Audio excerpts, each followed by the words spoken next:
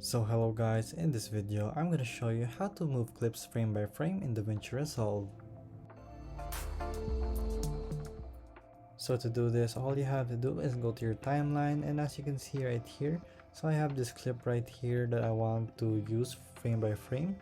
So here all you have to do is actually just zoom into your timeline by doing this using the zoom tool. Click it to the very right. So here every line represents a frame here in our video. So to move it frame by frame, all you have to do is press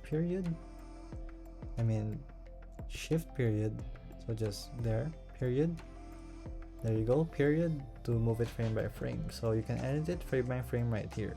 So you can use comma to just go back actually, and period to just go back too. So there you go. So if you want it to move faster, you can press shift and then it will move multiple frames by a second. So there you go guys. If this video was helpful, please hit the like button and don't forget to subscribe.